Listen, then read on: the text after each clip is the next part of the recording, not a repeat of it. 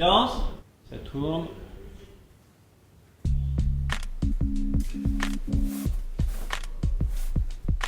L'évaluation des politiques publiques, c'est devenu l'incontournable des réformes de l'État et ça pose beaucoup de questions.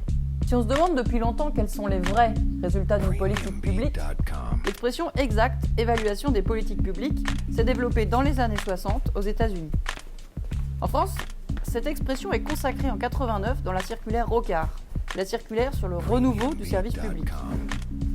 Et depuis, ce sujet n'a cessé de prendre de l'ampleur avec, par exemple, la révision générale des politiques publiques. D'après le Conseil national de l'évaluation, créé en 1998, la définition c'est « L'évaluation d'une politique publique a pour objet d'apprécier l'efficacité de cette politique en comparant ses résultats aux objectifs assignés et aux moyens mis en œuvre. » Avec cette définition, on voit bien la difficulté de déterminer ce qui est ou non une bonne politique. Mais au fait, une bonne politique, c'est quoi ? Est-ce qu'une bonne politique, c'est une politique pertinente ? C'est-à-dire, est-ce qu'elle est adaptée aux problèmes qu'on veut résoudre ? Ou alors, est-ce qu'une bonne politique, c'est une politique viable sur le long terme ? Ou encore, est-ce qu'une bonne politique, c'est une politique efficace, c'est-à-dire que ses effets collent avec les objectifs annoncés ? Ou enfin, est-ce qu'une bonne politique, c'est une politique efficiente, c'est-à-dire que les moyens qu'on a investis sont à la hauteur des effets produits ? Au final, c'est pas si simple de savoir ce que l'on cherche à évaluer. En France, l'évaluation des politiques publiques est souvent confiée à des acteurs collectifs institutionnels garants de la qualité de l'évaluation. Par exemple, la Cour des comptes ou le corps des inspecteurs.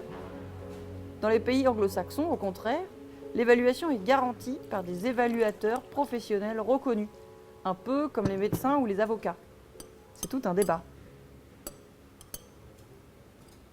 Évaluer, oui, mais comment ? Prenons un exemple. Si on constate une amélioration du trou de la Sécu, comment on peut savoir si elle provient d'une politique publique géniale ou d'une augmentation drastique des décès chez les plus de 60 ans ? Vous voyez bien toute la difficulté d'évaluer ce qui est réellement imputable ou non à une politique publique. Il y a deux écoles. D'un côté, il y a l'évaluation expérimentale qui cherche à mesurer des résultats de manière rigoureuse et statistique, mais ça reste souvent complexe à mettre en œuvre.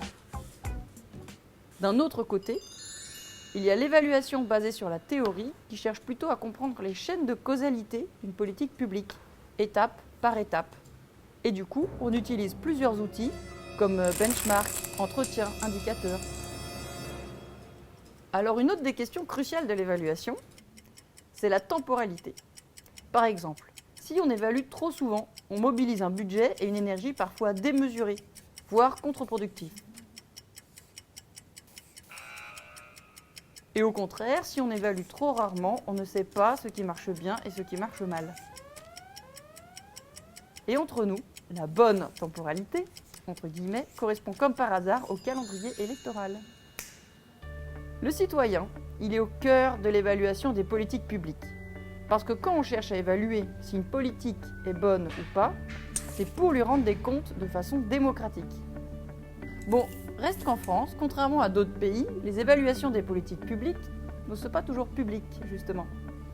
Et puis en plus, c'est souvent le citoyen qui est évalué vu qu'il est le bénéficiaire des politiques publiques. Et pourtant, en France, le citoyen n'est jamais impliqué dans la réalisation de l'évaluation elle-même. Et c'est ce que dénonce précisément l'évaluation participative qui vient des pays anglo-saxons. Quand on parle d'évaluation des politiques publiques, on se pose parfois la question de l'évaluation des services publics et du travail des agents. Ça fonctionne un peu comme dans le secteur privé, quand il s'agit d'améliorer l'efficacité d'une entreprise et de surveiller la qualité du travail des agents. Alors pour ça, il y a des logiciels dits de reporting que les agents doivent remplir eux-mêmes pour calculer des indicateurs de performance. Mais bon, est-ce que ça a du sens d'évaluer le secteur public comme on évalue le secteur privé ? Ça mérite sérieusement d'y réfléchir. Donc, si on résume, le premier rôle d'une évaluation, c'est de rendre compte aux citoyens de façon démocratique. Et pas seulement. L'évaluation aide l'acteur public à mieux gouverner, à comprendre les effets d'une politique publique, à la rectifier, voire même, pourquoi pas, à l'arrêter. Et puis, l'évaluation des politiques publiques a un rôle moins visible, L'occasion de prendre du recul, de se poser des questions et d'en apprendre sur son organisation.